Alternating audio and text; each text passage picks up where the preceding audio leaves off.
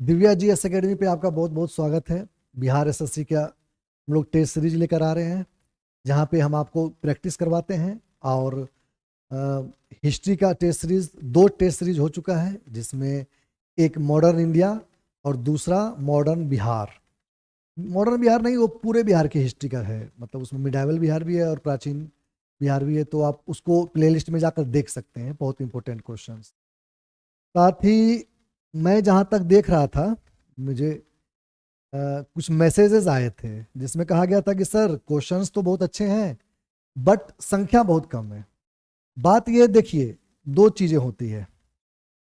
एक होता है जो मैं यहाँ पे डिस्कस कर रहा हूँ आपसे, एक होता है क्वालिटी, समझ रहे हैं, और दूसरा होता है क्वालिटी वर्सेस क्वांटिटी।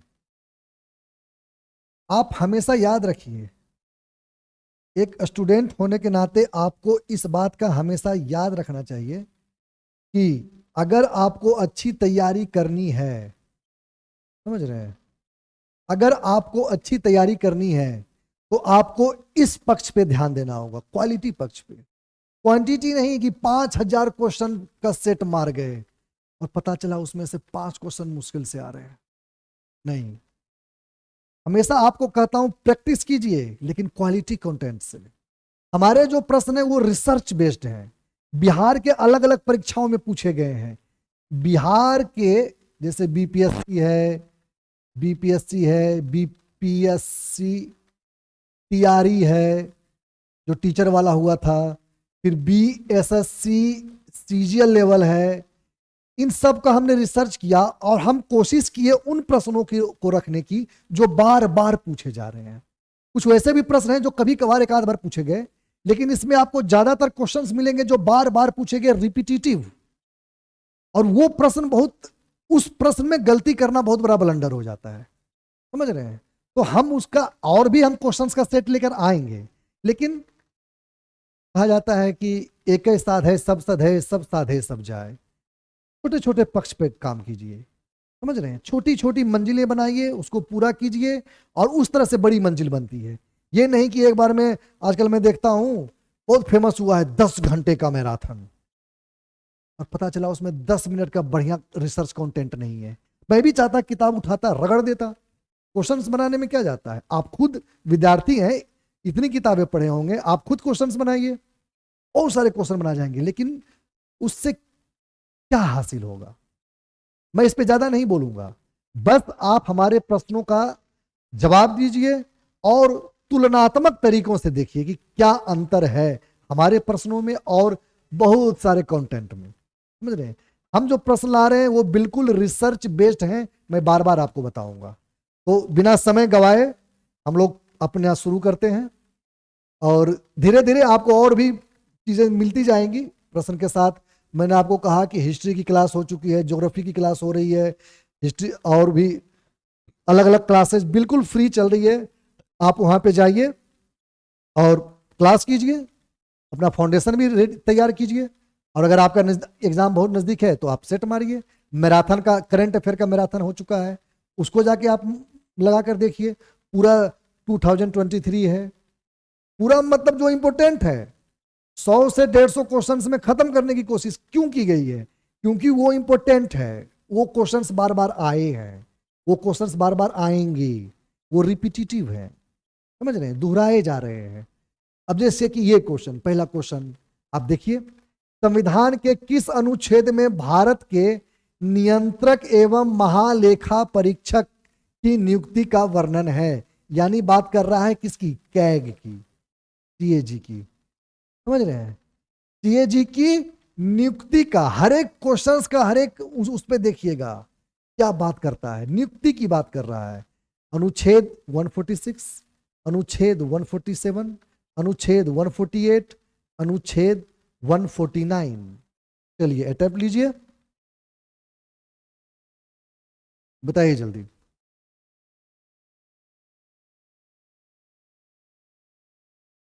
बहुत इंपॉर्टेंट ऑफिस है ये, बार बार पूछा जाता है। इसका सही जवाब हो जाएगा अनुच्छेद 146, समझ रहे हैं, अनुच्छेद 146 इसका सही जवाब हो जाएगा। तो आप मार लीजिए, इसको लगा लीजिए, और अपना वो जो मैं बताया था एक का जो भी आप लगाए हैं, अगर सही है तो सही कीजिए, उसी तरह से बढ़ते जाइए, समझ रहे हैं।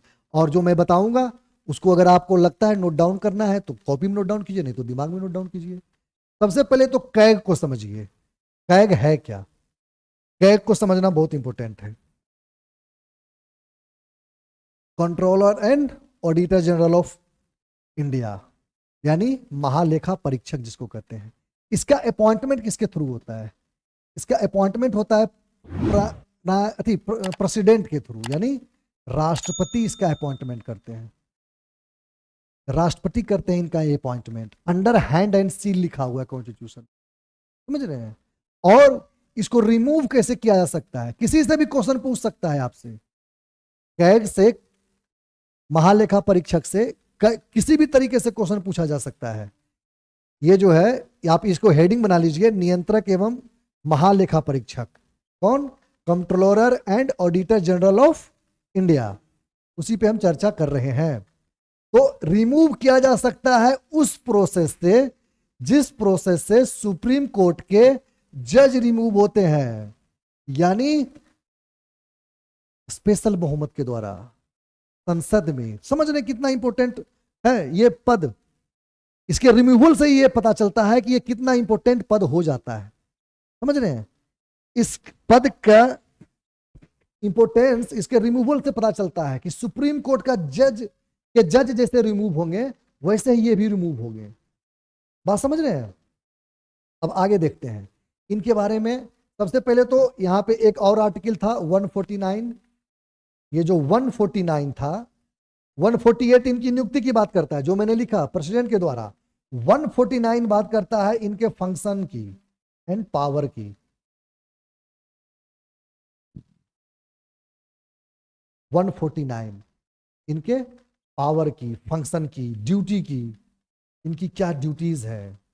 ड्यूटी क्या है? एकदम याद रखने वाली बात है, कैग की ड्यूटी क्या है, यानी महालेखा परीक्षक की ड्यूटी क्या है। सबसे इंपॉर्टेंट जो ड्यूटी है वो है ऑडिट करता है। ऑडिट करता है, क्या ऑडिट करता है? क्या ऑडिट करता है? समझ रहे हैं? एक्सपेंडिचर ऑफ, एक्सपेंडिचर मतलब व्यय। किसका व्यय? Consolidated fund of India and consolidated fund of state.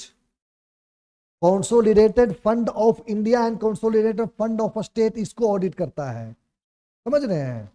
इसका मतलब संचित निधि, हिंदी में इसको कहते हैं संचित निधि।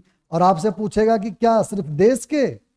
जी नहीं, देश के भी और अलग अलग राज्यों के भी, सबके ऑडिट ये करते हैं। इतना इंपॉर्टेंट भारत का, आप जो टैक्स पेयर हैं, आपका जहां पैसा जा रहा है और जहां पे भी भारत का जहां पे भी मतलब रुपया रखा हुआ है, उसका ऑडिट करेंगे, उसको देखेंगे। समझ रहे हैं कितना इंपॉर्टेंट पार्ट है? आप इसके महत्व को समझिए। उसके बाद public account of India. Public account of India यानी हिंदी में सार्वजनिक खाता। भारत सरकार का जो सार्वजनिक खाता है उसको ऑडिट करेंगे। समझ रहे हैं? जो आप सीए होता है ना, सीए, वो सारे सीओ के महासीए हैं। ये जो होता है, जो अलग अलग जगह पे ऑडिट करता है अलग अलग फंड को, आपके भी मतलब टैक्स वैक्स को, वो सीए, मतलब अगर आप बिजनेस अकाउंट वगैरह चलाते हैं तो सीए की जरूरत पड़ती है। आप कोई बड़ा सा बिजनेस चलाते हैं तो सीए की जरूरत पड़ती है। ये भारत सरकार के सीए हैं, ऐसे समझ लीजिए। तो भारत सरकार जो एक एक रुपया खर्च करेगी उसका ये ऑडिट करेंगे, और कहीं पे कुछ गड़बड़ हुआ है यही देखेंगे। बात समझ रहे हैं? कितना इंपॉर्टेंट पद है ये। इसीलिए तो इसको कॉन्स्टिट्यूशनल बॉडी, संवैधानिक संस्था के रूप में बनाया गया, क्योंकि रुपया पे नजर रखना है इसको। समझ रहे हैं? दूसरा, तीसरा क्या? कंसोलिडेटेड फंड और पब्लिक अकाउंट समझ रहे हैं? तो पब्लिक अकाउंट रखेगा, पब्लिक अकाउंट ऑफ इंडिया। और कॉन्टीजेंसी फंड, को कॉन्टीजेंसी एक फंड होता है जिसको हिंदी में कहते हैं आकस्मिक। कुछ फंड ऐसे होते हैं भारत सरकार के जो आकस्मिक यूज के लिए। ये तो हुआ कि भारत सरकार को एक्ट बना के, इसमें एक्ट बना के, ये सब पूरा कॉन्स्टिट्यूशन जब पढ़ेंगे तब उसमें हम देखेंगे फाउंडेशन में। इसमें भारत सरकार एक्ट बना के पैसा निकालती है। लेकिन ये तो भारत सरकार ने संसद में बताया कि भाई जो बजट वगैरह आता है उसमें बताते हैं कि हमारा इतना खर्च होगा देश चलाने में और इतना हमको आया पैसा टैक्स से, ये सब सारा व्यय बताती है। तो वो जो पैसा खर्च होगा वो यहाँ से होगा। लेकिन अचानक सुनामी आ जाए या भूकंप आ जाए या कुछ ऐसी घटनाएं, युद्ध हो जाए, तो अचानक पैसा चाहिए। और वैसी स्थिति में तो जब तक पार्लियामेंट में एक्ट आएगा, पारित होगा, लंबा प्रोसेस है, तो यहाँ से पैसा निकाल लीजिए फिलहाल, बाद में उसको आप शो कर दीजिएगा। उन सबको ऑडिट कौन करेंगे? और अभी कौन है? अभी हमारे कैग कौन है? अभी हमारे वर्तमान कैग कौन है? बताइए। जैसे जब भी मैं बोलूं बताइए तो आपके दिमाग में तुरंत आंसर क्लिक करना चाहिए, तब समझिए आप क्या एग्जाम एकदम पुख्ता चल रहा है। तो वर्तमान है गिरीश चंद्र मुर्मू, याद रखने वाली बात है। चलिए, और बाकी बहुत डिटेल से इनके फंक्शन वगैरह को हम आगे देखेंगे, समझ रहे हैं, जब कॉन्स्टिट्यूशन का फाउंडेशन देखेंगे। संविधान की 11वीं अनुसूची जो पंचायती राज से संबंधित है, उनमें कुल कितने विषय हैं? 11th शेड्यूल का सब्जेक्ट पूछ रहा है, कुल कितने विषय हैं? 11 विषय, 24 विषय, 29 विषय, 32 विषय? बताइए जल्दी जल्दी जल्दी जवाब दीजिए। पंचायती राज सबको पता होगा। पंचायती राज, पहले पंचायती राज के विषय में समझ लीजिए। पंचायती राज यानी पार्ट कितना? बताइए जल्दी। मैं जैसे ही पार्ट बोला आपके दिमाग में क्लिक होना चाहिए। मैं जैसे ही पार्ट बोलूंगा आपके दिमाग में क्लिक होना चाहिए, तुरंत सारे पार्ट दिमाग में आने चाहिए। पंचायती राज से जो सब्जेक्ट विषय है यानी 9th पार्ट। जैसे मैं बोलूं आर्टिकल, आपके दिमाग में तुरंत आना चाहिए कौन से आर्टिकल? बताइए जल्दी। दिमाग में आना चाहिए। आर्टिकल 243 से लेके 243 सब क्लाउज ओ तक एकदम दिमाग में आना चाहिए। और ये जो कह रहा है ये कौन से, मतलब उसके जो सब्जेक्ट हैं वो कौन सी अनुसूची में है? 11वीं अनुसूची में है। तो ये भी उससे रिलेटेड है। अब मैं एक प्रश्न इससे और बन सकता है कि डीपीएसपी में पंचायती राज व्यवस्था किस आर्टिकल में है? बताइए जल्दी। अगर पूछ दे कि डीपीएसपी में यानी directive principle of state policy, part कितना? 4। अगर आपसे पूछ दे कि डीपीएसपी में कौन सा वो है, तो आप क्या बताइएगा? आर्टिकल 40। इतना सब कुछ प्राइमरी है, एकदम बेस, इतना तो याद होना ही चाहिए। कहीं भी क्वेश्चन आए तो दिमाग नहीं लगाना पड़े। उसके बाद दिमाग लगाना पड़े कि भाई अब विषय पूछा है तो कितने विषय हैं? तो 29 विषय हैं। स्पष्ट है कि 29 विषय पर वो अपना नियम कानून बना सकते हैं। ठीक, इतनी चीजें तो आपके दिमाग में एकदम सटासट होनी चाहिए। एक और चीज होनी चाहिए, क्या? 93rd कॉन्स्टिट्यूशनल अमेंडमेंट एक्ट के द्वारा, सॉरी 93rd नहीं, 73rd, ये एकदम तुरंत दिमाग में आना चाहिए। किस कॉन्स्टिट्यूशनल अमेंडमेंट एक्ट के द्वारा आया है? 73rd। किस ईयर में आया है? 1992। किस, उसके बाद 73rd है तो 74th में कौन आया है? 74th कॉन्स्टिट्यूशनल अमेंडमेंट एक्ट में कौन आया है? म्युनिसिपैलिटीज, म्युनिसिपैलिटीज यानी नगर पंचायत, नगर पंचायत। ये ओ से आगे जब हम बढ़ते हैं तो वो वही है, नगर पंचायत ही है। समझ रहे हैं? ये सारी चीजें एकदम तुरंत। अब इसमें है कि अगर मैं एक प्रश्न पूछ दूं कि ये जो 29 विषय हैं, अब आप बताइए कि ये 29 विषय किस आर्टिकल के अंडर से आते हैं? यानी मैं क्या पूछ रहा हूं, बार बार ये सब प्रश्न आए हैं, मैं जितना भी डिस्कस कर रहा हूं सारे प्रश्न आए हैं, और ये भी प्रश्न आता है बिहार के एग्जाम्स में पूछे जाते हैं कि ये बताइए कि किस आर्टिकल के अंदर में पंचायत का पावर और फंक्शन, शक्तियां और मतलब जिम्मेदारियां, ये सब वाली बातें, पावर एंड रिस्पॉन्सिबिलिटी वाली बातें किस आर्टिकल के अंदर में है? बताइए। ये जो 243 से 243 ओ है, ये सब इंपॉर्टेंट है, ए बी सी डी सारे इंपॉर्टेंट है। इसको एक बार दोहरा ही लेना चाहिए हर आदमी को, समझ रहे हैं? और उसमें 243G, ये तो बार बार पूछा जाता है, हर बार पूछा जाता है। क्यों पूछा जाता है? क्योंकि इसी में है पावर, फंक्शन, रिस्पॉन्सिबिलिटीज, किसका? पंचायत का, समझ रहे हैं? फिर पूछा जा सकता है कि जी है, वैसे 243K भी पूछा जाता है। इसमें क्या है? उसके इलेक्शन का प्रोसेस। बात समझ रहे हैं?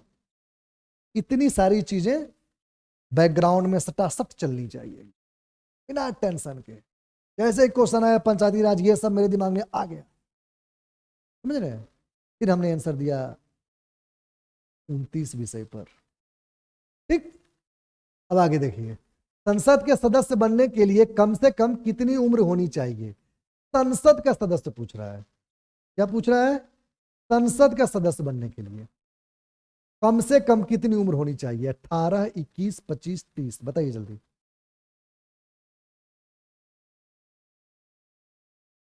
आसान है, सही जवाब हो जाएगा 25। संसद, तो संसद में तो दोनों है ना। अगर पार्लियामेंट की बात की जाए तो पार्लियामेंट में दोनों है, राज्यसभा भी है, लोकसभा भी है। राज्यसभा क्या 30 साल, लोकसभा का 25 साल, है कि नहीं? तो हमें तो जब संसद में कम से कम उम्र, मतलब पार्लियामेंट में घुसने के लिए मिनिमम उम्र कितनी होनी चाहिए, तो हम सबसे मिनिमम वाला मारेंगे। इसी तरह से तो दिमाग से खेलता है, 25 साल, समझ रहे हैं? वैसे अगर राज्यसभा वाला पूछ दे तो ये हो जाएगा एमएलसी का, एमएलसी वाला, लेजिस्लेटिव काउंसिल, विधान परिषद, और विधानसभा के लिए ये हो जाएगा एमएलए के लिए 25 साल।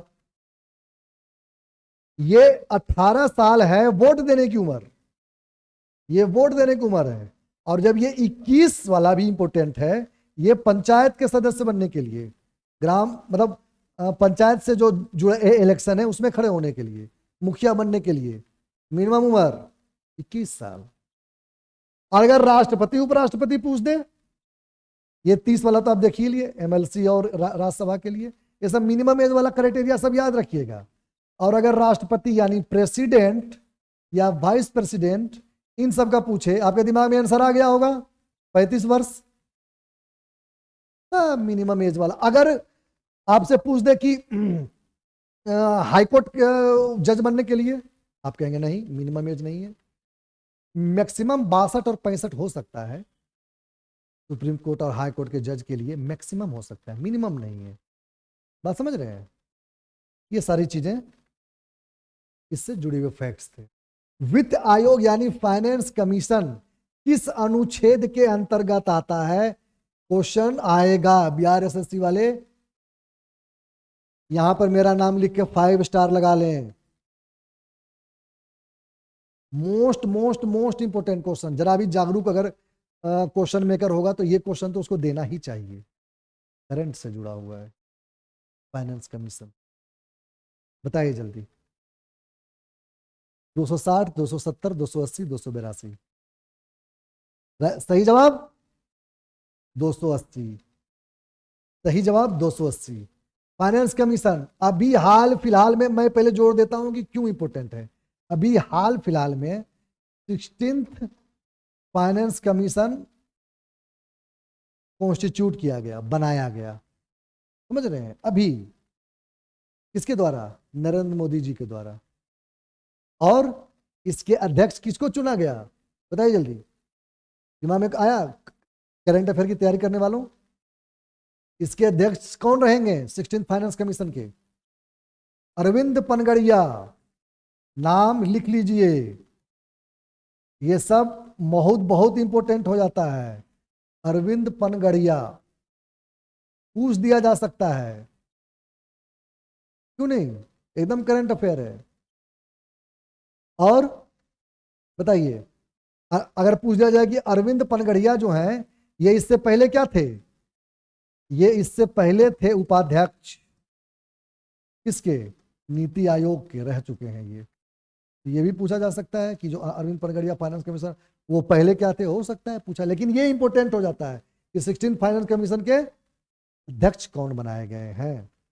अब थोड़ा सा फाइनेंस कमीशन भी देख लेते हैं, क्या दिक्कत है, क्योंकि फाइनेंस कमीशन करंट में चल रहा है तो पूछा जा सकता है। फाइनेंस कमीशन आर्टिकल 280, इसको कहते हैं राजकोषीय,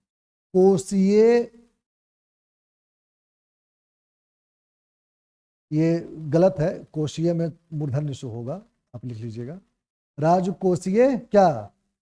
संघवाद, राजकोषीय संघवाद, यानी फिस्कल फेडरलिज्म को प्रमोट करने के लिए। डायरेक्ट क्वेश्चन पूछेगा आपसे, किस संघवाद को? राजकोषीय, न्यायिक, अलग अलग ऑप्शन बना देगा, समझ रहे हैं। फाइनेंस कमीशन को कौन कॉन्स्टिट्यूट करता है? कॉन्स्टिट्यूटेड बाय प्रेसिडेंट, राष्ट्रपति, समझ रहे हैं, राष्ट्रपति कॉन्स्टिट्यूट करते हैं। इसके क्या होते हैं? एक अध्यक्ष होते हैं, एक अध्यक्ष और 4 उपाध्यक्ष, समझ रहे हैं। काम क्या है? काम है, इसका मेन काम है टैक्स का एलोकेशन, टैक्स का एलोकेशन, यानी टैक्स का बंटवारा समझ लीजिए। किसके किसके बीच में? सेंटर और स्टेट के बीच में। यही तो फेडरलिज्म है, फेडरल स्टेट। फेडरेशन मतलब क्या? दोनों राज्य और स्टेट का अलग अलग, वो सॉरी, केंद्र और राज्य का अलग अलग, समझ रहे हैं, सेंटर एंड स्टेट का। तो यहां पे टैक्स जो है, टैक्स तो अलग अलग तरीके से लिया जाता है, कोई राज्य ले रहा है, कोई केंद्र ले रहा है। तो ये जो है बहुत इंपॉर्टेंट काम करते हैं एलोकेशन में। हालांकि बाध्यकारी नहीं होता है, ये बस अपना बताते हैं कि इतना इतना एलोकेट होना चाहिए सारे स्टेट को, बाध्यकारी नहीं होता प्रेसिडेंट के लिए। लेकिन टैक्स का एलोकेशन और कंसोलिडेटेड फंड ऑफ इंडिया जो हम देख चुके हैं अभी पिछले क्वेश्चन में, उससे जो पैसा निकलेगा उसका बंटवारा सेंटर और स्टेट में, संचित निधि के पैसे का, ये इनका मेन काम है। बहुत सारे स्टेट है ना, बहुत सारे स्टेट हैं। अब सारे स्टेट के टैक्स भी अलग अलग लिए जा रहे हैं, और उसके बाद बहुत सारे टैक्स डायरेक्ट सेंटर इंपोज कर रहा है, यानी केंद्र डायरेक्ट टैक्स ले रहा है स्टेट में। अब वो सारे टैक्स जब एक जगह जमा हुए तो फिर तो सबको बांटोगे, उसका क्या प्रोसेस होना चाहिए, किस तरह से बंटना चाहिए।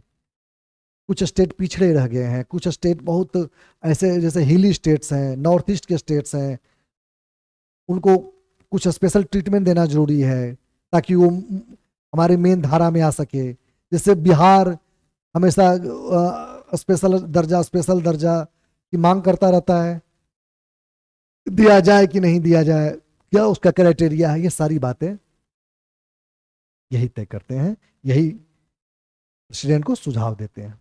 आगे बढ़ते हैं। सरकारिया कमीशन का गठन निम्नलिखित में से किससे संबंधित है? इस पर भी 5 स्टार बना लीजिए। सरकारिया कमीशन का गठन ग्रामीण विकास से, गरीबी उन्मूलन से, केंद्र राज्य संबंध से, ग्राम पंचायत से। बताइए क्वेश्चन नंबर 5।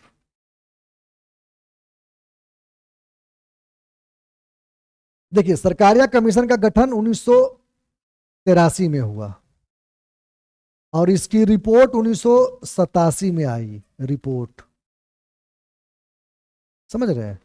और ये था केंद्र राज्य संबंध से संबंधित।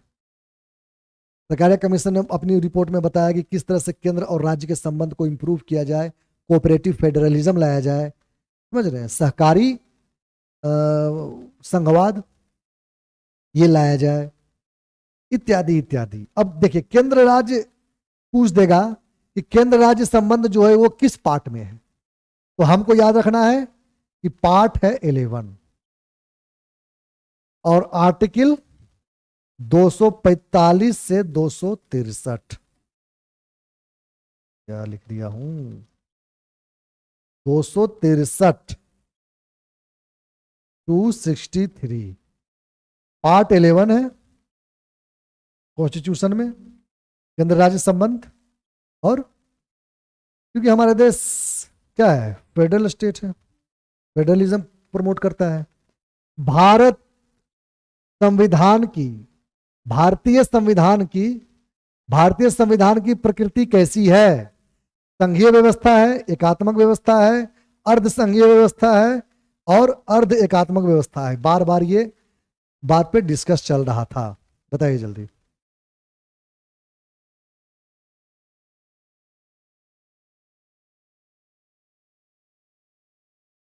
ठंडा के मौसम में सबसे खराब हालत बालों की ही होती है।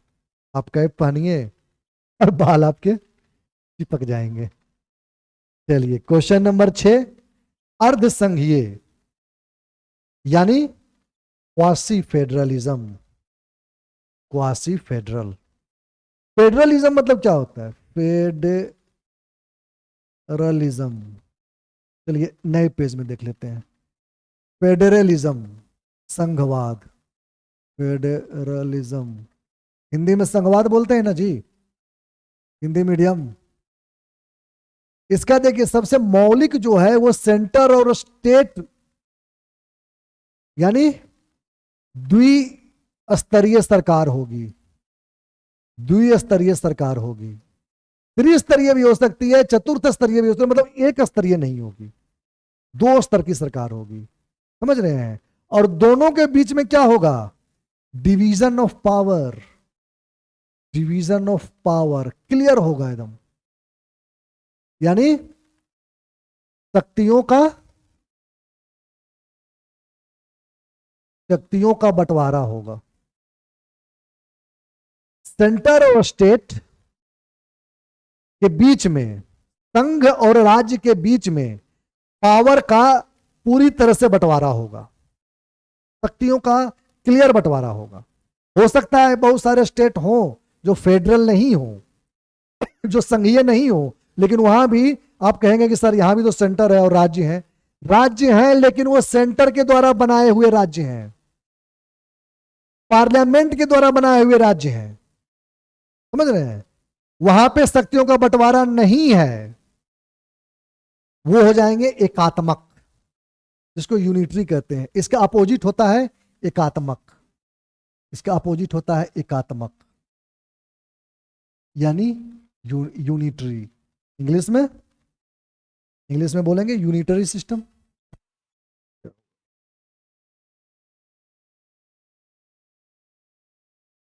यूनिटरी, तो यूनिटरी सिस्टम में सेंटर ही सेंटर होगा, और सेंटर ही चाहेगा तो स्टेट बना देगा, नहीं चाहेगा तो फिर हटा देगा।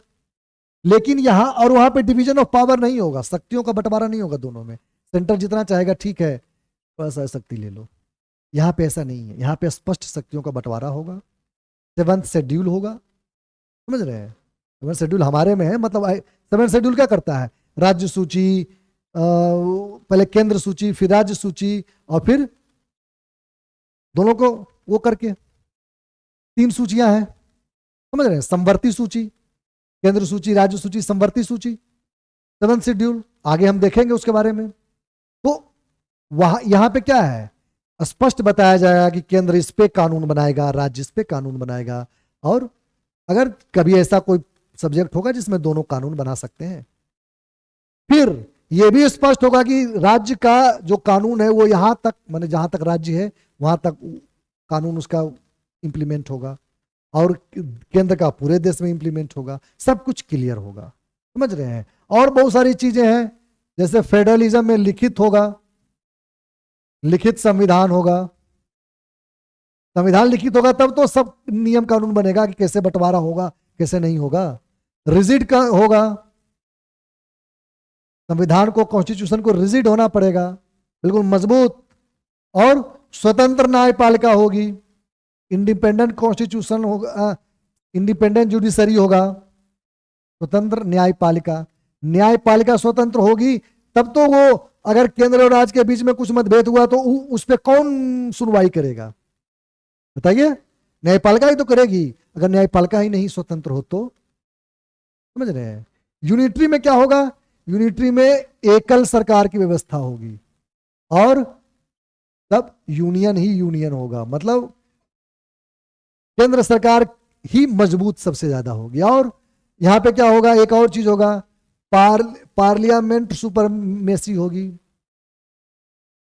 पार्लियामेंट यानी संसद की सर्वोच्चता होगी। ये सब जो मैं आपको बता रहा हूं सबसे प्रश्न आते हैं और आएंगे। आपको पूछ देगा कि संघात्मक व्यवस्था में क्या क्या इंपॉर्टेंट है, या पूछ देगा इनमें से कौन सा संघात्मक व्यवस्था का इंपॉर्टेंट पार्ट नहीं है। समझ रहे हैं? भारत यूनिटरी बाइज्ड है, अर्ध क्या है? क्वासी फेडरल है। जब हम पूरा संविधान पढ़ेंगे उसमें देखेंगे, अभी हम पूरा समझाने लगेंगे तो पूरा एक घंटा तो वही चैप्टर हो जाएगा। क्वासी फेडरल बस यूं समझ लीजिए कि फेडरल फेडरल तो है लेकिन कुछ परिस्थितियों में वो यूनिटरी हो जाता है, एकात्मक हो जाता है, इसलिए क्वासी फेडरल है, पूर्ण फेडरल नहीं है। हालांकि एक चीज मैं आपको और बता दूं कॉन्सेप्ट के लिए कि B.R. अंबेडकर ने भारत को फेडरेशन ही कहा है। बस कहा है कि राज्य जो है वो टूट नहीं सकते, इंडस्ट्रेटेबल है। समझ रहे हैं? राज्य टूट नहीं सकते। तो ये सारी चीजें आपको याद रखनी है। प्रधानमंत्री और उसका मंत्रिपरिषद उत्तरदायी होता है। प्रधानमंत्री और उसका मंत्रिपरिषद किसके लिए उत्तरदायी होता है? लोकसभा के प्रति, राज्यसभा के प्रति, संसद के प्रति, राष्ट्रपति के प्रति। बहुत आसान सवाल है, बहुत बार पूछा गया है, जल्दी से जवाब दीजिए। जी हां, लोकसभा के प्रति। अगर प्रधानमंत्री और उनका पूरा मंत्रिमंडल उत्तरदायी होने की बात कहे तो ये लोकसभा के प्रति उत्तरदायी होगा। इसको कहते हैं पार्लियामेंटरी, इसी सिस्टम को कहते हैं पार्लियामेंट्री डेमोक्रेसी या संसदनात्मक क्या लोकतंत्र। कि ये प्रधानमंत्री और उनका मंत्रिपरिषद लोकसभा के प्रति उत्तरदायी होगा। यानी अगर ये गिरेंगे तो भंग क्या होगी? लोकसभा होगी, ना कि राज्यसभा और ना कि पूरी संसद। पूरी संसद भंग थोड़ी होती है, राज्यसभा तो कंटिन्यू रहता है, सिर्फ लोकसभा भंग होती है। राष्ट्रपति के प्रति कौन उत्तरदायी होगा? अगर कोई सिंगल मिनिस्टर हो, अगर आपके प्रश्न में सिंगल मिनिस्टर की बात आए, कोई एक मंत्री की बात आए, अगर कोई एक मंत्री की बात आए तो वो उत्तरदायी होगा राष्ट्रपति के प्रति। शिक्षा मंत्री काम अच्छा से नहीं कर रहा है, राष्ट्रपति उसको निकलवा देंगे, निकालेंगे प्रधानमंत्री, लेकिन राष्ट्रपति ही तो के प्रति ही तो होता है सब कुछ, तो मेन तो राष्ट्रपति के नाम पे सब चलता है पूरा देश। चलिए इसकी मिलान कीजिए। संघ सूची 66 विषय, राज्य सूची 47 विषय, संवर्ती सूची 97 विषय। ये है आपका एक का ए बी। आप मिलान कर लीजिए। देखिए जब भी मिलाने वाला प्रश्न आए ना तो इसमें ज्यादा पढ़ने की जरूरत नहीं है, सीधा मिलान कीजिए अगर आपको पता है तो। नहीं पता है तब तो दिमाग लगाना पड़ेगा, पता है तो सीधा मिलान कीजिए। आपको पता है ये 7 शेड्यूल की बात कर रहा है, ये तो आपको पता ही होगा, है कि नहीं? ये 7 शेड्यूल की बात कर रहा है, वो हमें आगे देखेंगे, पहले मिला लेते हैं। संघ सूची जो है सबसे बड़ी सूची है तो हम इसको मिला देंगे, इसमें A का 3 हो जाएगा। दूसरी सबसे बड़ी सूची राज्य सूची है, स्टेट लिस्ट, स्टेट लिस्ट है, समझ रहे हैं? तो दूसरी हो गई, और संवर्ती तीसरी, तो ये हो गया। यानी 1 का 3 दूगों में है, B का 1, बी का 1 इसमें है, ये सही हो जाएगा डी वाला। समझ रहे हैं, ये ओरिजिनल की बात कर रहा था। अब तो 100 हो गया है, ये बढ़ के 52 हो गया है, ये घट के 64 या आसपास देख लीजिएगा। अब ये अलग अलग है, लेकिन बस इतना याद रखना कि सबसे ज्यादा संघ वाला है, दूसरे नंबर पे राज्य वाला है, और तीसरे नंबर पे समवर्ती सूची, ये याद रखना है। मेरा प्रश्न आपसे ये है कि सेवंथ शेड्यूल जो है ये किस कॉन्स्टिट्यूशन से, सेवंथ शेड्यूल जो है यानी अनुसूची, 7वीं अनुसूची जो है वो किस कॉन्स्टिट्यूशन से प्रभावित है, किस देश के कॉन्स्टिट्यूशन से प्रभावित है, किस देश के कॉन्स्टिट्यूशन से लिया गया है बताइए। ये लिया गया है कनाडा के कॉन्स्टिट्यूशन से। ठीक, इसमें 3 है, आपको पता ही है, जो आपने देखा, और उस पे आप बना सकते हैं कानून। स्पष्ट निहित है कि राज्य किस पे कानून बनाएगा, केंद्र किस पे, कैसे इंप्लीमेंट कहाँ पे होगा, सब कुछ उसमें वर्णन है उस शेड्यूल में, 7th शेड्यूल में। अब मैं आपसे ये पूछना चाहूंगा, अगर आप ये बता दिए तो आपका जो वो है, आपकी जो तैयारी है वो थोड़ी डीप है। अब मैं आपसे पूछना चाहूंगा कि जो 7th शेड्यूल है वो किस आर्टिकल के अंतर्गत आता है। हर आर्टिकल का एलाबोरेशन है, शेड्यूल आपको पता है। जैसे कि आर्टिकल 1 का जो एलाबोरेशन है, आर्टिकल, ऐसे समझिए कि शेड्यूल क्या है, शेड्यूल द्रोज है, समझ रहे हैं, या यूं समझ लीजिए कि शेड्यूल कबाड़ा कमरा है। आपके घर में कबाड़ा कमरा होगा, जो जैसे कि ये कुर्सी टूट गया तब डायरेक्ट फेंक, भारत के आदमी कहाँ कुछ फेंकता है, आपको पता ही है, बहुत जल्दी तो नहीं फेंका जाता है। हाँ, शैम्पू के डिब्बा में तेल रख के हम लोग यूज कर लेते हैं, यहाँ पे फेंका कहाँ कुछ जाता है, यहाँ पे तो बस फेंका एक ही चीज जाता है, आपको पता है।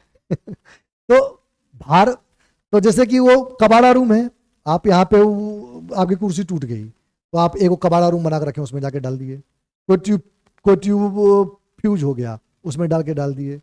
आप देखे होंगे कि आपके घर का जो कबाड़ा रूम है उसमें 50 ट्यूब जमा है। क्यों? कबाड़ी वाला आएगा तो उसको बेचेंगे। समझ रहे हैं, दिवाली में जब सफाई करते हैं तो पता चलता है कि घर से ज्यादा सामान कबाड़े रूम से निकल रहा है, जितना घर में सामान नहीं उससे ज्यादा कबाड़े रूम में सामान जमा है। तो वो जो अनुसूची है उसी का एलाबोरेशन है। समझ लीजिए कि अभी इसमें रखने की जगह नहीं बची तो उसको कबाड़े रूम में जाकर रख दिए। समझ रहे हैं, तो जैसे कि आर्टिकल 1 है, आर्टिकल 1 कहता है कि भारत एक क्या है, India that is, Bharat is the union of a state. समझ रहे हैं, तो स्टेट जो है विच स्टेट, तो कहता है कि वो जो स्टेट्स हैं उसका हम वर्णन करेंगे शेड्यूल 1 में, क्योंकि वो बढ़ते घटते रहेंगे, तो कहता है शेड्यूल 1 में करेंगे। तो वैसे किस आर्टिकल का एलाबोरेशन है 7th शेड्यूल, ये मैं आपसे पूछ रहा हूं, आप बता दीजिए। ये है आर्टिकल 246। जैसा कि मैंने आपको बताया, ये सेंटर स्टेट रिलेशन में आपको देखने को क्या मिल जाएगा, कौन से पार्ट में बताइए जल्दी, पार्ट 11 में। अभी तो बताया हूं, नंबर तो यही दिलाएगा आपको, साइंस मैथ और रीजनिंग तो सब रट के जाएगा, नंबर तो यही दिलाएगा। मैं गारंटी करता हूं कि जो यहां से दिव्या जीएस एकेडमी से जो कर लिया क्वालिटी क्वेश्चंस, उसका नहीं हिलेगा, उसकी कलम नहीं रुकने वाली है और रिजल्ट यहीं से होगा, गारंटी है मेरा। भारत के पंचायती राज व्यवस्था में ब्लॉक स्तर पर कार्य करता है कौन, बताइए जल्दी, बहुत आसान प्रश्न है। ग्राम पंचायत, पंचायत समिति, जिला परिषद, नगर पंचायत, बताइए जल्दी, ब्लॉक लेवल पे। क्वेश्चन संख्या 9, जल्दी जल्दी कीजिए, बहुत ज्यादा पढ़ाना पड़ जाता है इसलिए। ये देखिए, इसका आंसर ये होगा पंचायत समिति। क्या होगा? पंचायत समिति। पंचायत समिति दोनों का, ये देखिए, ये जो जिला परिषद है ये जिला में काम करता है और ग्राम पंचायत ग्राम में काम करेगा। तो इन दोनों के बीच का कभी कभी प्रश्न पूछ देता है कि कोऑर्डिनेशन कौन बनाएगा, कोऑर्डिनेशन, सामंजस्य कौन बनाएगा? पंचायत समिति बनाएगा। कुछ भी पूछ दे बीच वाला कि बीच में कौन ब्रिज है, कभी कभी ब्रिज पूछ देता है, कौन है, पुल का काम कौन करता है? पंचायत समिति करता है। समझ रहे हैं? आगे आइए। योजना आयोग की स्थापना कब कब की गई थी? व्हेन? 15 अगस्त 1947, 15 अक्टूबर 1948, 15 मार्च 1950, 15 मई 1950। बार बार पूछा जाता है योजना आयोग, जबकि ये अब भंग हो चुका है। आपको पता होगा योजना आयोग को 2014 में भंग कर दिया गया और इसकी जगह पे 2015 में कौन आ गया? नीति आयोग आ गया। नीति आयोग आ गया। लेकिन फिर भी इसके कार्य फंक्शन पे अभी भी प्रश्न कभी कभी मार देता है, क्योंकि अब ये हो गया स्टैटिक जीके, ये तो करंट हो गया ना, और वो हो गया स्टैटिक जीके। स्टैटिक जीके इतना जल्दी से हिलता नहीं है, खासकर बिहार के एग्जाम में पूछते रहेगा। उसको पता है कि डेटवा पूछेंगे तो फंसेगा लड़कावा। डेटवा में लड़कावा फंसता है, उसको नहीं पता है कि दिव्या जीएस एकेडमी पे जो क्लास चल रहा है वहां पे पढ़ने पर नहीं फंसता है। समझ रहे हैं? इसका सही जवाब क्या हो जाएगा? 15 मार्च 1950। बस रट्टाफिकेशन करने वाला क्वेश्चन है। नेहरू जी बनाए थे, मोदी जी हटाए थे। ठीक, आगे चलते हैं। उच्च न्यायालय के न्यायाधीश अपना त्याग पत्र किसे सौंपते हैं? उच्च न्यायालय, हाई कोर्ट का न्यायाधीश किसे त्याग पत्र सौंपेगा? राष्ट्रपति, प्रधानमंत्री, राज्यपाल, मुख्यमंत्री? बार बार आया हुआ प्रश्न है, बताइए जल्दी। बहुत बार आया हुआ प्रश्न है।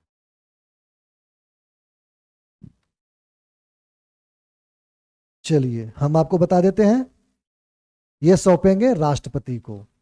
अपॉइंटमेंट भी राष्ट्रपति ही करते हैं, नियुक्ति भी अगर आपसे पूछे तो राष्ट्रपति ही करते हैं। एक प्रश्न जो बार बार आता है, भी तुरंत मेरे दिमाग में क्लिक किया है, एक प्रश्न बार बार आता है कि state PCS, public service commission, PSC लिख लीजिए। पीसीएस फेमस वर्ड है, लेकिन होता है PSC, public service commission. State public service commission यानी राज्य, क्या इसको हिंदी में क्या बोलते हैं? राज्य लोक सेवा आयोग। राज्य लोक पब्लिक सर्विस लोक सेवा कमीशन आयोग, इसके बारे में बार बार पूछता है कि इसके जो अध्यक्ष होते हैं या जो मेंबर होते हैं उसकी नियुक्ति कौन करता है? बताइए। उसकी नियुक्ति गवर्नर करता है। लेकिन हटाने वाला बार बार पूछता है, हटाता कौन है? रिमूव कौन कर सकता है?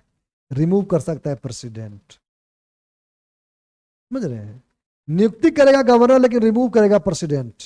किसको? लोक सेवा आयोग, राज्य लोक सेवा आयोग के अध्यक्ष को। समझ रहे हैं? या मेंबर को। ये बार बार आने वाला प्रश्न है, अचानक मेरे दिमाग में आया। किस संविधान संशोधन के द्वारा मतदान करने की उम्र 21 से घटाकर 18 वर्ष कर दिया गया था? 42वां, 44वां, 61वां, 62वां? बताइए जल्दी। 21 से घटाकर 18। राजीव गांधी की गवर्नमेंट थी और उसी समय ये किया गया था। जल्दी बताइए सही जवाब क्या होगा। और मैं एक क्लू और दे दूं, ये वर्ष था 1989। अब तो बता सकते हैं। सही जवाब हो जाएगा 61वां कॉन्स्टिट्यूशनल अमेंडमेंट एक्ट, संविधान संशोधन अधिनियम। चलिए वोटिंग का उम्र 18 कर दिया गया, हम लोग भी वोट कर सकते हैं क्या? ज्यादा पढ़ाने में ज्यादा टाइम होता है ना। चलिए अभी तो हम लोग आधे पर पहुंचे हैं। भूमि सुधार किस अनुसूची के अंतर्गत आता है? भूमि सुधार पूछ रहा है, बताइए जल्दी। भूमि सुधार, लैंड रिफॉर्म, इंग्लिश में लैंड रिफॉर्म, किस अनुसूची के अंदर में आता है? संघ सूची, समवर्ती सूची, राज्य सूची, अन्य सूची? आप जो बार बार पूछते हैं ना सर एग्जाम के समय क्या पढ़ के जाएं, लास्ट समय है, लास्ट समय में कॉन्सेप्ट नहीं, यही सब पढ़ के जाना चाहिए। अनुसूची और मतलब संघ सूची का पूरा लिस्ट, राज्य सूची का लिस्ट, संवर्ती सूची का लिस्ट, पार्ट्स, ये सब लास्ट एग्जाम के समय में यही सब दोहराना चाहिए बार बार, यही सब में मिस्टेक भी होता है। चलिए 13 नंबर क्वेश्चन का जवाब दीजिए। सही जवाब क्या हो जाएगा? राज्य सूची। सही जवाब क्या हो जाएगा? राज्य सूची। आपको एकदम याद करके रखना होगा कि एग्रीकल्चर इसी में आता है, लैंड रिफॉर्म इसी में। कोई भी छोटा छोटा मुद्दा, समझ रहे हैं, कोई भी छोटा छोटा मुद्दा जो राज्य से जुड़ा हो, आपको लग जाएगा कि ये नेशनल लेवल का चीज नहीं है। जैसे लिक्वर, मतलब इंटॉक्सिकेशन, शराब दारू, ये सब जो हेल्थ के लिए खराबी करता है, किस में आएगा? इसमें आएगा। लोकल गवर्नमेंट यानी पंचायत म्युनिसिपैलिटी, किस में आएगा? राज्य में आएगा। पानी से संबंधित जैसे सिंचाई हो गया, वाटर सप्लाई हो गया, ये सब किस में आएगा? राज्य में आएगा। ये सब लिस्ट पढ़ के जाना है आपको अंतिम में एग्जाम के समय में। और एक दिमाग में कॉन्सेप्ट बना लेना है कि राज्य वाला होगा तो छोटा दायरा होगा, बड़ा दायरा देश वाला होगा, इंटरनेशनल रिलेशन, फलाना ढकाना। अब बहुत सारा सूची आपको ऐसे ही पढ़ के लग जाएगा कि दोनों में होगा, समझ रहे हैं? आपको लग जाएगा जैसे हेल्थ है तो ये तो लगता है संवर्त ये होगा, क्योंकि दोनों बनाता है कानून। ठीक। प्रेस की स्वतंत्रता किस अनुच्छेद के अंतर्गत आता है? प्रेस की स्वतंत्रता, फ्रीडम ऑफ प्रेस, अनुच्छेद 14, अनुच्छेद 19, अनुच्छेद 20, अनुच्छेद 22। बताइए, सीधा सवाल है, बताइए जल्दी। ये आ जाएगा अनुच्छेद 19 में क्या?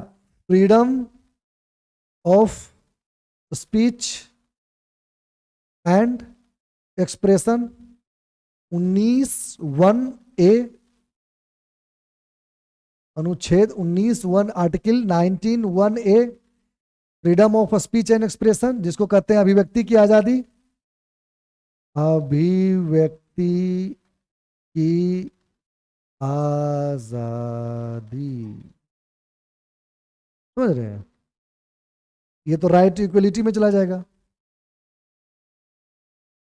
चलिए आगे बढ़ते हैं। भारतीय संसद में शून्यकाल आता है प्रश्नकाल के ठीक पहले, प्रश्नकाल के ठीक बाद, प्रश्नकाल के पहले और एवं बाद, संसद के कार्यवाही के अंत में। इस तरह के प्रश्न भी कभी कभी पूछ देता है संसद से रिलेटेड, समझ रहे हैं?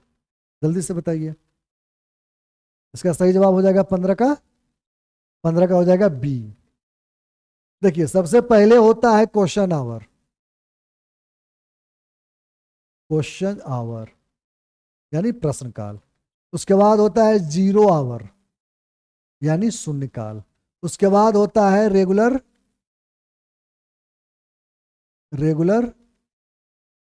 जो भी कार्यवाही है, जो भी संसद की मेन कार्यवाही होगी, समझ रहे हैं? तो रेगुलर माने कार्यवाही लिख लीजिए,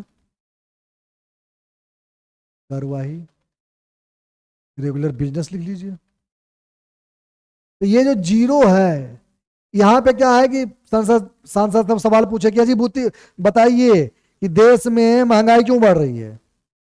और सरकार को समय चाहिए ना, आज आप सवाल पूछे तो थोड़ा देर के बाद जवाब देगी तैयार करके पूरा, समझ रहे हैं? पूरा एकदम कहाँ बढ़ रही है, नहीं बढ़ रही है, आप तो गलत बोल रहे हैं, फलाना ढकाना, जिस पे बहस होता है।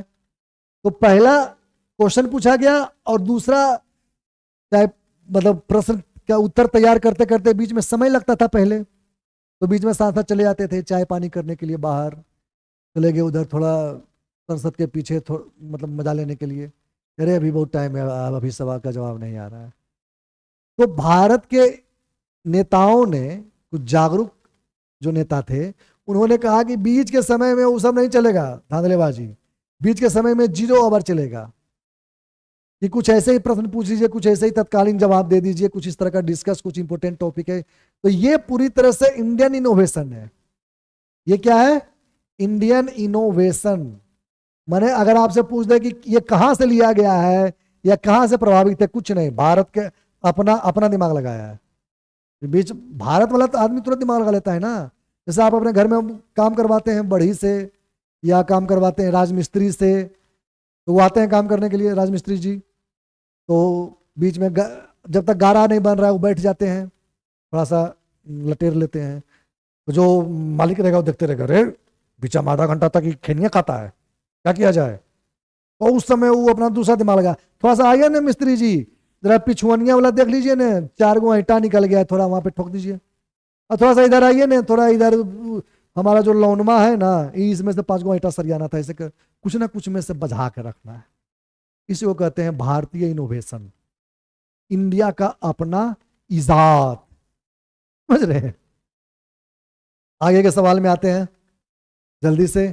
कानूनी मामलों पर राज्य सरकार को सलाह कौन देता है? महान्यायवादी, महाधिवक्ता, महान्यायाधिकर्ता और उच्च न्यायालय के मुख्य न्यायाधीश। कानूनी मामलों पर attorney general, advocate general, justice general, chief justice of high court. बताइए जल्दी 16 नंबर का। इसका सही जवाब हो जाएगा, आपको पता है, एडवोकेट जनरल। आसान सा सवाल है। ये तो देते हैं भारत सरकार को, गवर्नमेंट ऑफ इंडिया को देंगे, ये केंद्र में सबसे ऊंचे वाले, और राज्य सरकार को ये देंगे, एडवोकेट जनरल। आगे बढ़ते हैं। सामुदायिक विकास कार्यक्रम की शुरुआत कब की गई थी? बिहार के बहुत सारे मतलब जो क्वेश्चंस होते हैं ना, इसी तरह के होते हैं, बार बार पूछे जाते हैं, ये भी बार बार पूछे जाने वाला प्रश्न है। सामुदायिक विकास कार्यक्रम की शुरुआत कब की गई? 2 अक्टूबर 1950, 2 अक्टूबर 1952, 2 अक्टूबर 1954, 2 अक्टूबर 1964। बताइए जल्दी। 17 नंबर सवाल। सिंपल फैक्ट है, इसमें कोई कॉन्सेप्ट नहीं है कि 2 अक्टूबर 1952 को किया गया था, बात खत्म। आगे बढ़ते हैं। बिहार के क्वेश्चंस में आपको डेट बहुत इंपोर्टेंट हो जाता है, डेट, व्यक्ति, ये सब बहुत इंपोर्टेंट हो जाता है। चुनाव आयोग का वर्णन संविधान के किस भाग में है? चुनाव आयोग का भाग 12, भाग 14, भाग 15, भाग 18। बताइए जल्दी, बहुत आसान क्वेश्चन है। चुनाव आयोग का सबसे आसान क्वेश्चन है। देखिए, भाग 12 का जहां तक बात है, ये तो फाइनेंस एंड प्रॉपर्टी है, फाइनेंस एंड प्रॉपर्टी, इन सब से रिलेटेड चीजों का है, समझ रहे हैं। भाग 12।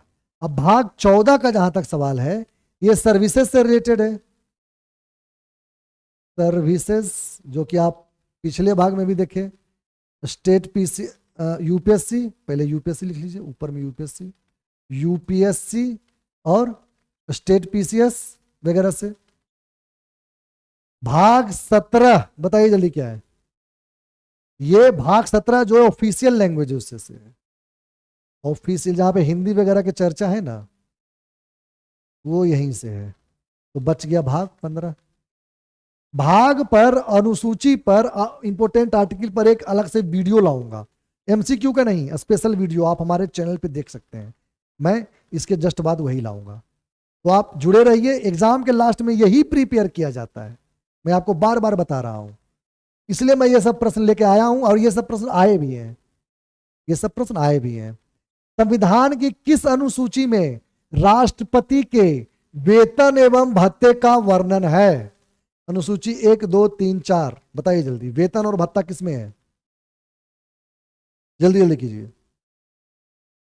देखिए, एक में, अनुसूची 1 में क्या है?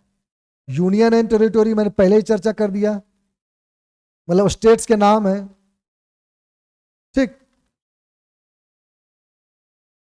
संविधान में पहले दे दिया वेतन, पहले दे दिया वेतन, उसके बाद दिलवाया शपथ, उसके बाद दिलवाया शपथ, समझे? बड़ी मजेदार बात है। अब मैं कहूं ना, मैं अनुसूची पे एक अलग से लाऊंगा और ऐसे बताऊंगा कि आपको याद हो जाएगा, भूलिएगा ही नहीं, समझ रहे हैं? कोई दिक्कत? तो पहले दे दिया वेतन कि तुम पहले ओथ ले लो, अरे पहले, सॉरी, पहले वेतन दे दिया, यानी पहले वेतन दे दिया, यानी कि तुम पहले सैलरी ले लो, और उसके बाद कहा कि तुम ओथ लो। जल्दी पसंद आया जी? चलो अब शपथ लो। पूरा पढ़ाऊंगा, किसका शपथ, किसका वेतन, सब। अभी यहां पे हम बस ये देख लेते हैं। और इसमें कहा 4 में है राज्यसभा में कितनी सीट होगी, राज्यसभा में सीट्स का एलोकेशन अलग अलग किसको, एलोकेशन किसको, स्टेट्स को, सीट का बंटवारा राज्यसभा में स्टेट के लिए, ये इसमें है। तो हमारा पूछ रहा है वेतन भत्ता, तो ये हो जाएगा अनुसूची 2। आगे आते हैं। भारत की संसद निम्नलिखित में किससे मिलकर बनती है? केवल लोकसभा, केवल लोकसभा और राज्यसभा, लोकसभा राज्यसभा और राष्ट्रपति, केवल लोकसभा राज्यसभा राष्ट्रपति और उपराष्ट्रपति। बताइए, ये कॉन्सेप्ट वाला क्वेश्चन है, जल्दी बताइए। देखिए, जब आपको संसद पूछे, पार्लियामेंट, तो आपको जवाब देना है पार्लियामेंट बनता है राज्यसभा, लोकसभा और कौन, प्रेसिडेंट, तीनों मिलकर। समझ रहे हैं? लेकिन अगर आपसे क्वेश्चन पूछ दे कि यूनियन एग्जीक्यूटिव, अगर आपसे क्वेश्चन पूछ दे कि यूनियन एग्जीक्यूटिव यानी क्या, कार्यपालिका, कार्यपालिका किससे किससे मिलकर बनती है, तो आपको यहां पे जवाब देना होगा president, vice president, PM plus COM और अटॉर्नी जनरल।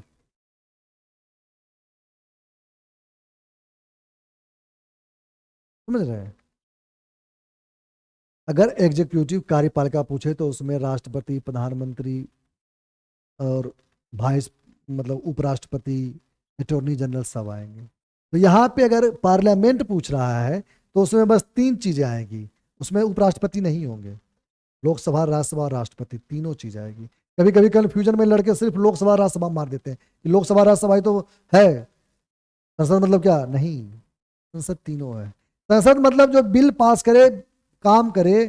तो राष्ट्रपति के बिना तो बिल पास भी नहीं होगा और राष्ट्रपति के बिना काम भी नहीं होगा। एग्जीक्यूटिव का मेन हेड तो वही है। समझ रहे हैं?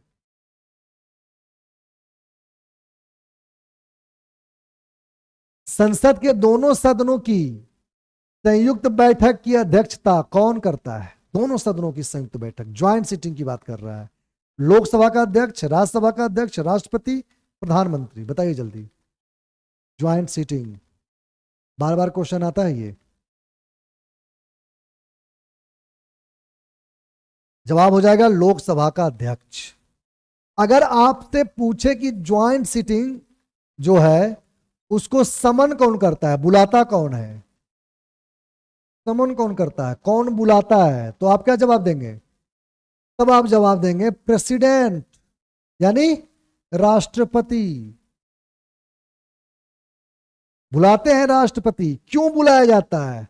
Deadlock between Rajya Sabha and Lok Sabha, Rajya Sabha Lok Sabha दोनों के बीच में डेडलॉक हो जाए, यानी कि काम बाधित हो जाए, रुक जाए। कोई बिल आया और वो पारित नहीं हो पा रहा है, समझ रहे हैं, तो ज्वाइंट सिटिंग बुलाया जाएगा।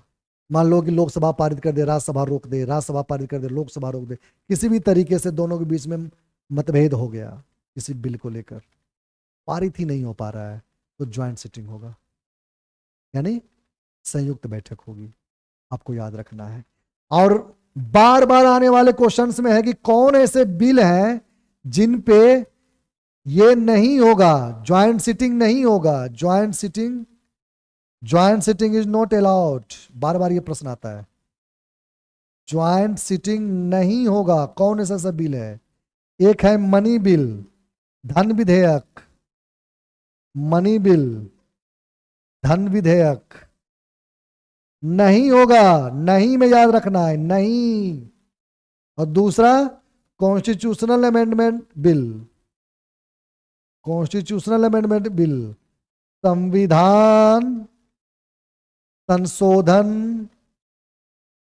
विधेयक, संविधान संशोधन विधेयक और धन विधेयक पे कोई ज्वाइंट सिटिंग नहीं बुलाई जाएगी, और उसका पूरा प्रोसेस है, वो हम पूरा पढ़ेंगे उसमें कि कैसे लोकसभा पारित करेगा, राज्यसभा कितने दिन तक होल्ड कर सकता है, फिर अगर वो उतने से ज्यादा दिन होल्ड किया तो ऑटोमेटिक पास समझा जाएगा, वगैरह वगैरह। समझ रहे हैं? वो सारा क्राइटेरिया हम आगे देखेंगे इसमें कॉन्सेप्ट में। जमानत जब्त हो जाती है अगर उम्मीदवार निम्नलिखित भाग से कम मत प्राप्त करता है। 1/12 भाग, 1/6 भाग, 1/4 भाग, 1/2 भाग। बार बार ये आता है, जमानत जब्त का न्यूज बार बार आता है कि भाई साहब खड़े हुए लेकिन जमानतें जब्त हो गया, या अपोजिशन वाला बोलेगा अरे इस बार तो हम अपने विपक्षी को जमानत जब्त करवा देंगे। समझ रहे हैं? और जब जमानत जब्त होता है तो इसको सिक्योरिटी नहीं लौटाया जाता है। जो कैंडिडेट है, कैंडिडेट जो है, जो सिक्योरिटी इलेक्शन कमीशन को जमा करता है वो लौटाया नहीं जाएगा, विधानसभा हो चाहे लोकसभा हो। तो कहता है कि अगर क्या कहता है कि अगर 1/6 भाग से भी आपको कम मत आया है, टोटल मतदान जो हुआ उसके 1/6 भाग से भी कम मत आया है, तो जमानत जब्त हो जाएगी आपकी, पैसा नहीं दिया जाएगा लौटा के। अंतरराज्यीय परिषद का गठन यानी इंटर स्टेट काउंसिल भारतीय संविधान के किस प्रावधान के अनुसार किया जाता है? अनुच्छेद 262, अनुच्छेद 263, अनुच्छेद 264, अनुच्छेद 265। 10 नंबर क्वेश्चन। अंतरराज्यीय परिषद, इंटर स्टेट काउंसिल, बताइए जल्दी।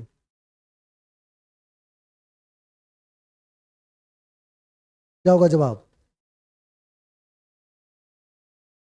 बार बार प्रश्न पूछा गया है। 263 बी, इसका गठन करेगा प्रेसिडेंट, लेकिन चेयरमैन कौन होगा? Prime minister. याद रखने वाली चीज है। तो ये भी पूछ सकता है कि अंतरराज्यीय परिषद का या इंटर स्टेट काउंसिल का चेयरमैन कौन होता है। ये जो 262 है ये इंटर स्टेट वाटर, ये भी क्वेश्चन बार बार पूछा जाता है, वाटर डिस्प्यूट का है, वाटर डिस्प्यूट से रिलेटेड है, यानी जल विवाद। समझ रहे हैं? बार बार ये सब क्वेश्चंस आए हैं, आते रहते हैं। स्वतंत्रता, समानता और बंधुत्व का सिद्धांत भारतीय संविधान में कहां से लिया गया है? स्वतंत्रता, समानता, बंधुत्व, क्या क्या, लिबर्टी, ये क्या लिख दिया, equality and fraternity. Liberty, equality and fraternity कहां से लिया गया है? सोवियत संविधान से, अमेरिकन संविधान से, फ्रांस के संविधान से, ब्रिटेन के संविधान से। आसान है, याद करने की चीज है। फ्रांस याद कीजिए, 1789 फ्रेंच रेवोल्यूशन, फ्रांसीसी क्रांति, याद है?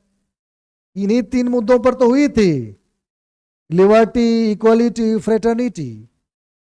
चलिए देखते हैं, ये बहुत इंपॉर्टेंट कॉन्सेप्ट है, ये आप याद कर लीजिए, उतार लीजिए, क्योंकि ये बार बार आता है।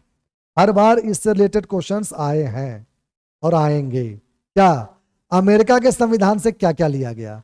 मौलिक अधिकार लिया गया, अमेरिकन हमेशा राइट्स की बात करेंगे, तो फंडामेंटल राइट लिया गया अमेरिका से। न्यायिक पुनरावलोकन यानी जुडिशियल रिव्यू लिया गया अमेरिकन कॉन्स्टिट्यूशन से। न्यायपालिका की स्वतंत्रता, न्यायपालिका वहां का मजबूत है, जुडिशियरी। आयरलैंड से क्या क्या लिया गया? आयरलैंड के संविधान से लिया गया नीति निर्देशक तत्व, वेरी वेरी इंपोर्टेंट। डीपीएसपी बार बार पूछता है, बार बार पूछता है, इसमें स्टार लगा लीजिए, स्टार। पार्ट कितना है? 4। कनाडा के संविधान से अभी हमने देखा अर्ध संघात्मक सरकार जो हमने देखा था, क्वासी फेडरल, और अवशिष्ट शक्तियों का सिद्धांत, यानी जो 7 शेड्यूल में है कि जो इसमें मतलब 3 सूचियां हैं, अगर इनमें कानून बनाने का राज्य का अलग, केंद्र का अलग, लेकिन जो इस सूची में नहीं है, जो इस लिस्ट में नहीं है चीजें, उस पर कौन बनाएगा, तो वो अवशिष्ट शक्तियां हो जाएगी और वो चला जाएगा किसके पास, केंद्र के पास। ये कनाडा से लिया गया। आगे बढ़ते हैं, सोवियत का संविधान। सोवियत के संविधान से मूल कर्तव्य जान ही रहे हैं, एकदम याद करने का कितना आसान तरीका है। सोवियत मतलब क्या, कम्युनिस्ट। कम्युनिस्ट अधिकार से ज्यादा किस चीज की बात करते हैं, कर्तव्यों की, समझ रहे हैं, ड्यूटीज की। तुम्हारे ड्यूटीज क्या है, फंडामेंटल ड्यूटीज। दक्षिण अफ्रीका के संविधान से संशोधन, महात्मा गांधी दक्षिण अफ्रीका से आए थे, संशोधन की प्रक्रिया दक्षिण अफ्रीका से आई है, समझ रहे हैं, यानी अमेंडमेंट संविधान का, कॉन्स्टिट्यूशनल अमेंडमेंट। ऑस्ट्रेलिया से समवर्ती सूची, ऑस्ट्रेलिया से लिया गया समवर्ती सूची, आप देख ही लिए 7 शेड्यूल में। जर्मनी से, जर्मनी से क्या लिया गया, आपातकाल, इमरजेंसी, समझ रहे हैं। ये सब आपको याद करना होगा कुछ कॉन्सेप्ट बिठा के। जैसे आप सोच लीजिए कि जर्मनी मतलब क्या, जर्मनी मतलब हिटलर का जगह, हिटलर तो आपातकाल वाला आदमी है, वहां से आपातकालीन व्यवस्था, आराम से याद हो जाएगा। आप सोच लीजिए कि फेडरल और ये इस तरह की न्याय वाली शक्तियां किसके पास है, जुडिशरी वाली, अमेरिका के पास है, अमेरिका से। लेकिन आप सोच लीजिए कि पार्लियामेंट संबंधी जो रिलेशन है, पार्लियामेंट सबसे मजबूत है किसका, ब्रिटेन का, इंग्लैंड का, तो इंग्लैंड से पार्लियामेंट संबंधी चीजें निकलेगी, क्या क्या,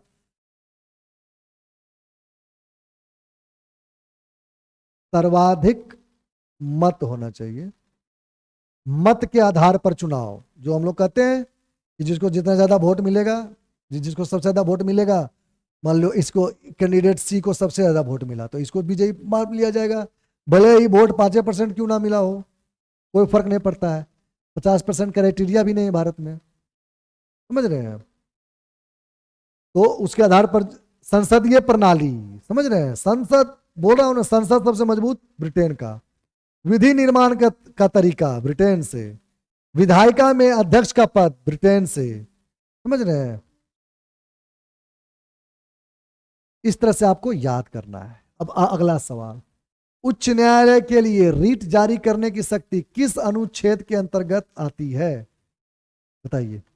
उच्च न्यायालय रीट जारी करेगा, उच्च न्यायालय पूछ रहा है, हाई कोर्ट पूछ रहा है, तो 226 ये है सुप्रीम कोर्ट का, समझ रहे हैं। इसके पास लिमिटेड शक्ति है, इसके पास अनलिमिटेड शक्ति है। कैसे, ये भी कॉन्सेप्ट याद रखिए। रीट परमादेश, परमादेश, लेकिन परमादेश याद करने के चक्कर में रीट नहीं भुला जाइएगा, क्योंकि इसी तरह से डायरेक्ट प्रश्न पूछे गए, इसलिए मैंने रीट लिखा यहां पे हिंदी में भी। रीट डायरेक्ट पूछा गया है, इसलिए हमने रीट लिखा है। तो सुप्रीम कोर्ट जो रीट जारी करेगा, परमादेश जारी करेगा, उसके पास लिमिटेड इसलिए है क्योंकि इसको पहले तो जारी करना ही करना है। कॉन्स्टिट्यूशन ने कहा है कि अगर आपके पास कोई आ जाएगा कि हमारे मौलिक अधिकारों का, हमारे फंडामेंटल राइट का हनन हुआ है, रीट जारी करवाने आ जाएगा, तो आप जारी कीजिएगा, क्योंकि ये खुद अपने आप में फंडामेंटल राइट है, आर्टिकल 32। लेकिन ये बाध्य नहीं है। हाई कोर्ट क्या है, बाध्य नहीं है, इसके पास बाध्यता नहीं है, ये कर भी सकता है, नहीं भी कर सकता है। सुप्रीम कोर्ट रीट जारी करेगा सिर्फ और सिर्फ किस पे, फंडामेंटल राइट संबंधित चीजों पे। लेकिन ये रीट जारी कर सकता है फंडामेंटल राइट प्लस अदर पे भी। बताइए यहां पे हाई कोर्ट ज्यादा मजबूत हो गया कि नहीं। ये सब कॉन्सेप्ट अगर आप पढ़िएगा तब आपके लिए एग्जाम कोई बड़ी चीज नहीं है। बहुत बहुत धन्यवाद। हमको इसी तरह से सपोर्ट करते रहिए, लाइक करते रहिए, देखते रहिए, कॉन्सेप्ट और फैक्ट दोनों ही अपना मजबूत करते रहिए और जिंदगी में जीत को सुनिश्चित कीजिए। और हमेशा याद रखिए कि जिंदगी के तराजू पे अपना तौल करो कितने महंगे हीरे हो यह स्वयं मोल करो। दुनिया आपको बताएगी। दुनिया में दो तरह के लोग होंगे। दुनिया में दो तरह के लोग होंगे। एक कहेंगे कि अरे तुम तो स्टार हो, स्टार, तुम तो जीतोगे, तुमको कोई हराने वाला है। और दूसरे कहेंगे कचड़ा हो भाई, कचड़ा हो तुमसे ना हो पाएगा। इन दोनों की नहीं सुनना है, दोनों के चक्कर में नहीं पड़ना है। मैं आपको बता देता हूं, कुछ लोग इनके चक्कर में पड़ जाते हैं। अरे उनको प्रोत्साहन मिलता है। नहीं, प्रोत्साहन आपको पढ़ने से, प्रैक्टिस करने से मिलेगा, ना कि किसी के फुलाने से मिलेगा, या ना कि किसी को ओवर कॉन्फिडेंस में मिलेगा। आप कितने महंगे हीरे हैं ये आपको खुद तय करना पड़ेगा। और जिस दिन आप अपने तराजू पर अपना तौल कर लिए, उस दिन आपको जीतने से कोई नहीं रोकने वाला। तो आज के लिए इतना ही। बहुत बहुत धन्यवाद। दिव्या जीएस एकेडमी को सपोर्ट करते रहिए, देखते रहिए, और लाइक सब्सक्राइब जो जो भी होता है करते रहिए। बहुत बहुत धन्यवाद।